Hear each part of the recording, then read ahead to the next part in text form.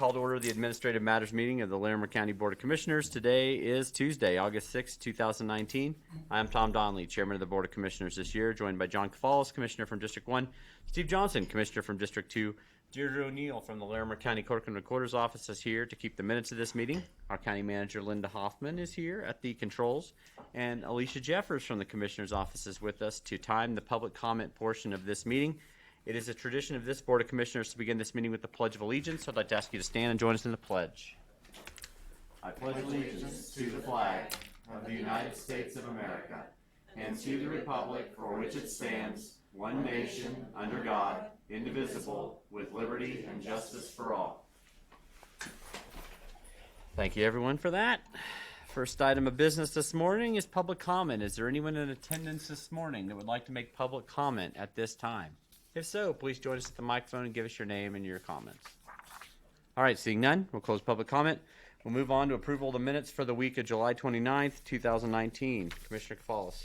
I move to approve the minutes for the week of July 29th, 2019. Very good. Do you have a motion? All those in favor signify with an aye. Aye. That motion is passed 3-0. Brenda Jimison is here to review the schedule for the week of August 12th, 2019. Hi, Brenda. Good morning, Commissioners. On Monday, August 12th at 10 a.m., you have a work session as the Board of Social Services. At 1:30 p.m., you have a Community Development work session with Lori Cadridge, the Interim Director of Community Planning, Infrastructure, and Resources. At 3 p.m., you have the land use items with the Development Review Team down in the hearing room on the first floor. On Tuesday, August 13th at 9 a.m., you have this Administrative Matters meeting, this meeting here in this room. At 1:30 p.m., you have administrative direction to the county management in the Sprague Lake Conference Room here on the second floor. At 2:30 p.m., you have an abatement hearing for Peter and Cynthia Smith. At 6 p.m., Commissioner Cafalis may attend the Environmental and Science Advisory Board meeting in the Carter Lake Conference Room on the first floor. At 6 p.m., Commissioner Donnelly will attend the Timnath Town Council meeting at the Timnath Town Center building in Timnath. On Wednesday, August 14th at 9 a.m., Commissioners may attend the Larimer County Land Use Code Stakeholder Interview Meeting, and that location is yet to be determined.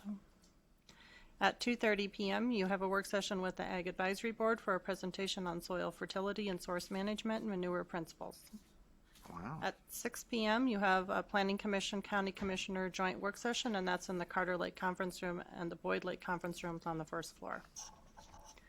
On Thursday, August 15th at 5 o'clock p.m., Commissioner Cafalis may attend the Land Stewardship Advisory Board meeting in the Lake Leveland Conference Room on the second floor. And on Friday, August 16th at 10 a.m., Commissioners may attend the Colorado County's district meeting, and I just found the location yesterday, but I can't remember. It's in Broomfield, Broomfield. yes. And that would be all I have for the week. Okay. And so typically, Brenda, Commissioner Johnson, correct me if I'm wrong, do we just send one representative to the district meeting typically? And so we might have to decide that today? Or when is that? That's next week, so we better decide. Yeah. Okay. Let's take one. So don't forget. Don't let me forget, Linda. I thought you were going to decide. Oh, okay. Well, we can do that right now, I suppose. That'd be fine. So we need a representative on Friday. So Are we talking August the 9th? August the 16th. A Friday. John has the NOCO Housing Now group meeting on his calendar. I will be on vacation. I'm just saying. I will be there. You'll be there to represent us? Well, You can vote, can't you, if we're not there or not? we don't do any voting. There's no voting? Okay. So remind me what the agenda is on the meeting. Michelle, come on up. Transport, yeah. So what happens at this meeting, as you know, Introduce yourself. I'm sorry, I'm Michelle Bird, the Public Affairs Manager. At this CCI meeting, CCI is gearing up towards their 2020 legislative agenda. They did one conference call already to review legislative items. And so this is the second time that you get with the members from your district and review those items again. And there'll be a couple more meetings where we'll review items again. So this is one of many times to review what has been submitted from other counties as well as our submission items. What did we submit? Do you remember? There are 3 items. Thank you. There were 3 items. Commissioner, go ahead. Go ahead, John. Well, just one of them is from the Health and Environment Department, Tom Gonzalez, and it has to do with changing the statute regarding the cap on the septic system, on-site septic system inspection fees. Correct. Another one was from Community Corrections, and I don't know if we're actually going to pursue legislation on it or not, or if it's more of a defensive action around Community Corrections and the Department of Corrections placing community correction clients in communities Without without going Without through. approval of the board from the And community the- corrections. Third one was Extending the time frame for allowing us to use general fund Correct. dollars for FEMA flood recovery types of things too. John should go. Sounds like John. About the issues. Actually, I'd like the option to go to the NOCO housing now or possibly go backpacking in the Rewas. no, Does that mean you don't want to go to this? I think that's what he just said. Are they serving lunch? They typically do, yes. What is it? Do you know? I'm sorry, Commissioner, I don't have that level of information. There will be cookies. I heard there's going to be cookies. There's cookies. I might There go. typically is dessert. Why don't you put it on my schedule? You don't want to go, do you? No, thanks. I didn't think so. So put it on my schedule, and if the lunch looks good, I'll go. Okay. Great. Got it. Well, thanks. Oh, there's one other thing. Democracy in action. One other There we thing, go. Brenda. I got an email from Deborah or a calendar notice that the abatement hearing for 2:30 on Tuesday the 13th was canceled. Oh, okay. So, and it's no longer on my calendar. I will take that off. All Oh, it's not. Must have been rescheduled or moved or something. Okay. right, Something thank you. happened. Very good. Thank you, Brenda. Boy. Thank you, Brenda. All right. Moving on. Consent agenda. Consent agenda today includes a lot of stuff. A lot of stuff.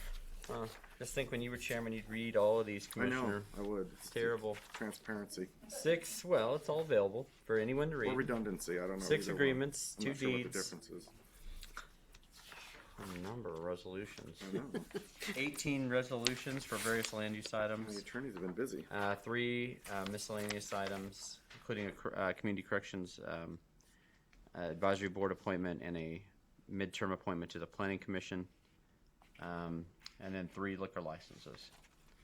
1 special event, 1 hotel restaurant, and a tavern license. Would either of my colleagues like to remove any of these items from the consent agenda? No, Mr. Chair. Commissioner Johnson, No. look for motion. I move approval of consent agenda for August 6th, 2019. Very good. We have a motion. Any further discussion? Seeing none, all those in favor signify with an aye. Aye. That motion is passed 3-0. Comments from commissioners' guests? Do I either do of not you have a have any guest? guests. No? Okay.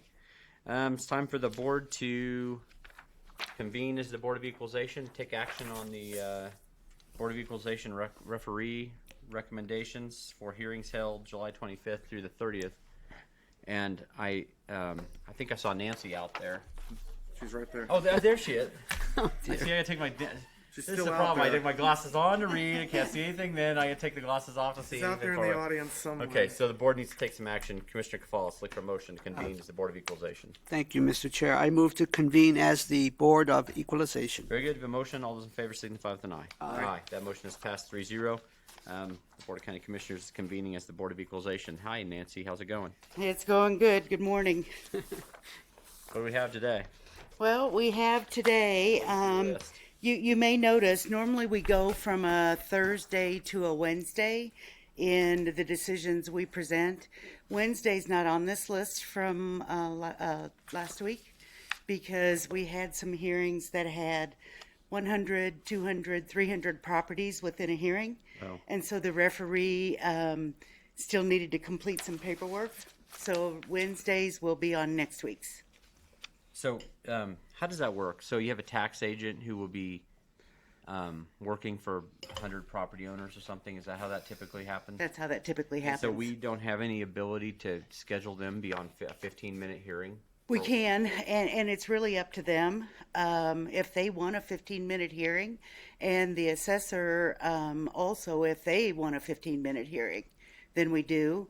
But most of the time for these agents that have 300 properties, they really only want maybe 2 hours. Oh, 2, okay. Okay, so we do give them greater amount of time. We do give them a great, and we take their lead You know, do they want a 15-minute appointment for each property, or, you know? Okay. So, any questions with respect to the recommendations from our referees, colleagues? I do not. Commissioner Falls? No, Mr. Chair, shall I? Yeah, I'd look for a motion then. Thank you. Yes. You might want to know, for this period, we did have 352 total accounts that we heard, 321 hearings, so you can see that disparity a little bit between the accounts and the number of hearings. 263 accounts were adjusted. Of those, 120 account values were stipulated between the petitioner and the assessor's office. 89 accounts were denied, and 4 accounts were withdrawn. Okay. Okay? Yep. All right, Commissioner Falls. Yes, I move to approve the recommendation of the Board of Equalization referees for the hearings held July 25th through the 30th, 2019. That's it. Very good. We have a motion. All those in favor signify with an eye. Aye. That motion has passed 3-0. Commissioner Falls. Yes. Thank you, Mr. Chair. I move to adjourn the meeting as the Board of Equalization and reconvene as the Board of County Commissioners. Very good. We have a motion. All those in favor signify with an eye. Aye. That motion has passed 3-0. How much longer do you have to go, Nancy? Next week will be our last report. Okay, very good. We'll have 3 days to report, the 31st, the 1st, and the 2nd. Thanks for your good work. Yep. Great work, everybody down there. I know it's challenging. Kaylee and Joanne, of course, are the ones who deal with the agents who have these 300 properties that they're representing and trying to decide how to schedule those. Yeah, I know. It's a real balancing act, juggling act. Maybe that's a better word. It is. Very good. Well, thanks And a you lot. do you it very well. much. Yeah, Thank you do very well. Thank you. You do very well. Yes. Yes, they do. Well said. Okay.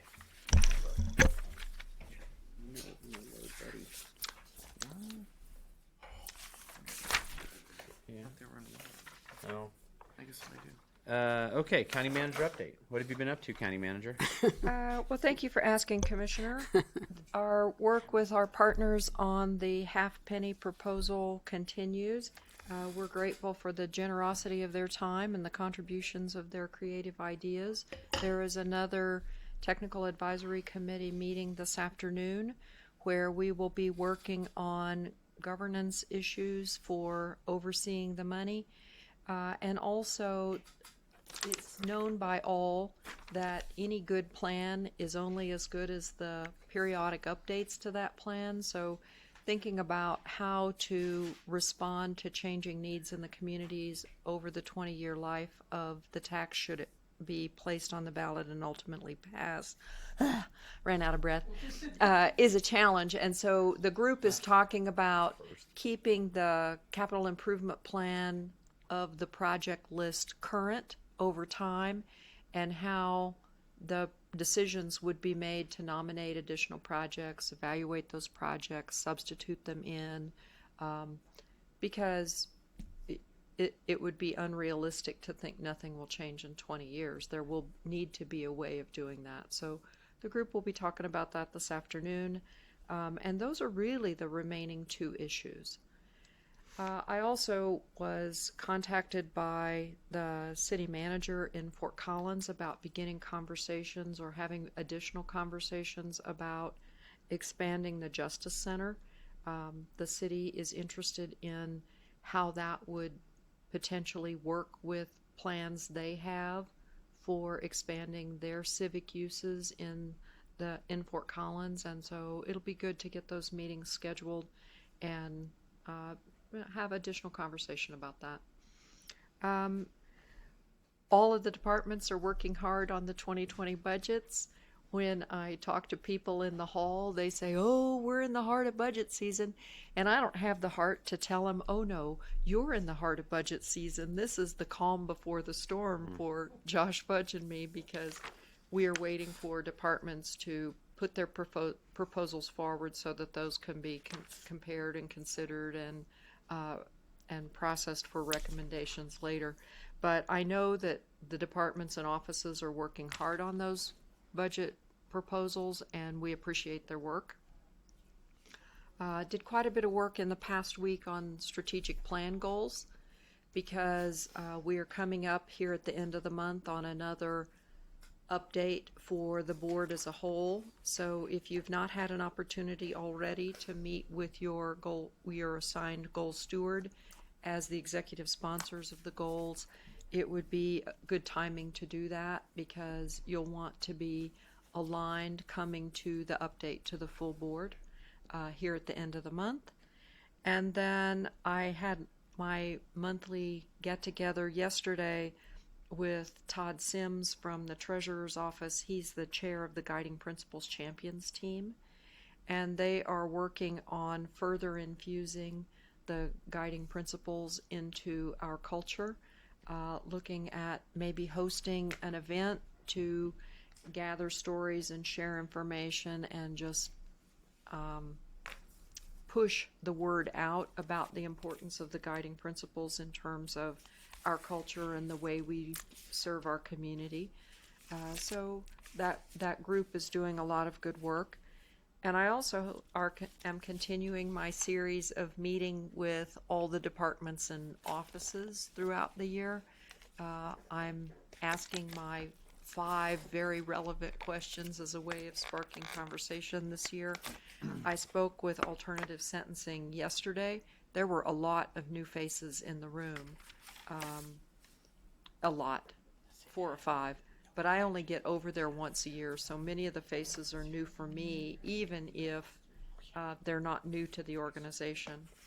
And I go to health tomorrow. So that's a good process. And I like sitting in on the staff meetings. Alternative Sentencing has this really quirky statue. It's this, it's about, what's that, 9 inches tall or so, and it's a ceramic gorilla style dinosaur, and he is apparently attacked Santa and a group of his elves, and it's the You're Killing It award. And so they have this traveling trophy, and the proud recipient of the award this month was unable to attend, but I think getting over there and taking a look at the traveling trophy is worth your time. Wow. That sounds pretty good. It's great. It's a dinosaur eating a bunch of unsuspecting elves. Wow. I'd like to see a picture of that. I'm not gonna lie. Yeah, Commissioner, go ahead. I'm sure that if you were to win, you would display it proudly. Just on the topic, if I may, on the topic of dinosaurs, given that the Sweatsville Zoo is up for sale, the Sweatsville Zoo, perhaps we ought to sponsor a county field trip one last time to see the Sweatsville Zoo. Yeah. Just thought I'd put that out there as a suggestion. Yeah, and I went out and toured it when we were trying to stake out a location for the Poudre River Trail many years ago. Oh gosh. Yeah, I went through there and walked it with Bill. He's very a really nice man. Spent a lot of time with us. Took us all around, and he has I believe the original. I think it's a paving machine that was owned by Larimer County. The first, and it was a steam powered. Wow. It's a steam powered paver or something. I mean, it's I don't know how old. It's from the 1930s or something, but he's still got it out there in a building. I mean, I think if you stoked it up, it'd probably run. I mean, you could probably drive it out to the fairgrounds if you wanted. But he's got some pretty cool stuff out there. Yeah, Beyond just the dinosaurs, he's got a lot of really cool old equipment. Yeah. I saw the antique tractor parade when I was at the fair. Oh, yeah. That's a pretty big deal. It is a big deal. Yeah, yeah. All those guys are really proud of this, and they have some really beautiful equipment. Yeah, antique farmers and antique tractors. What was the outcome of considering some of his property for the trail? Poudre Trail. I I mean, think ultimately we found an alternate alignment. I I guess. I think it went further east than that. I don't think Yeah, it wasn't really. I don't think the problem was at Bill's. It was getting to Bill. It was getting to Sweats. I think it was the problem was getting to Sweats. Yep. And that's. But I think we found an alternate route now. Yeah, because we're right across the road from him. We come through right along the river on the north side of the road, behind the Walmart there, and then that was where we were looking for a location. But anyway, anything else? No, thank you, Commissioner. Very good. Good work. Activity reports. Who'd like to begin?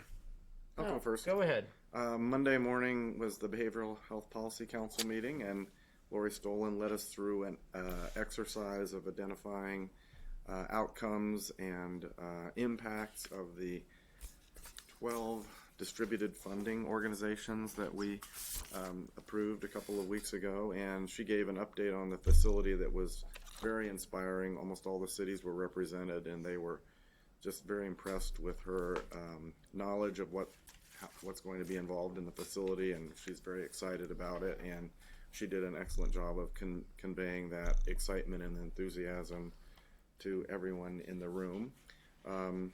The mayor of Wellington, Troy Hammond, was complimented the Behavioral Health Policy Council model of governance, and he said that he brings that up frequently at the Technical Advisory Committee for Transportation, and points out how successful it has been and how it is a good model for should the behavioral health or should the facilities tax pass. And he gave a very strong comments of support of that, saying that small municipalities do not have the transportation dollars to do the regional projects around to connecting them to the larger municipalities, and he thought that that tax was extremely important, and the policy governance that we're using is a good model that should be used if that tax passes. So it was a really good meeting. Great. Anything else? Nope. Commissioner Cavalos. Well, let's see. On Monday, and I think you'll speak of in more detail, Commissioner Donnelly, we had a meeting up in Estes Park with the town board regarding the future of land use planning, and I'm sure you can get into more details there if you'd like. On Wednesday, I was able to attend a meeting, CDOT, Department of Transportation, at the Windsor Community Recreation Center, and that was very informative. There's a lot of good information there. I'll let you carry the ball there. We had our second quarterly joint regional elected whatever meeting at the Rialto, and we talked about the half-penny proposal, among other things. We talked about homelessness. Thursday, I had a community conversation up in Wellington. Always interesting up there. And we had about 20 folks, and it was good. It's always a good discussion, and there were a number of follow-up items that I need to take care of. Let's see. Good work. Well, I won't get into the World Wisdom Project. That might make the chair a little nervous. I'm thoroughly opposed to wisdom. Let's see. To wrap it up here, Saturday. In the world. Throughout the world. Saturday, we need more business wisdom. export than that. We need more wisdom. We need more kindness. Saturday. Saturday, Right over here on this side of the table, maybe.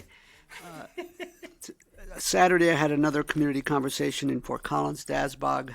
Smaller crowd, but again, we were out on the patio. It was very nice. And then, of course, Sunday was our time with the fair and rodeo, and that was quite interesting. Everything from serving pancakes and ham. We each got a little bit of extra ham, still eating it, and I'm not sure about that. But it was great. The morning, the afternoon, and then of course the evening with the rodeo. Thanks. What do you think of the fair? This first time, so what do you think? Well, Enjoying it? I've been to the fair before, but I've not been to the rodeo. Yeah, do you enjoy that? Aspects of it, yes.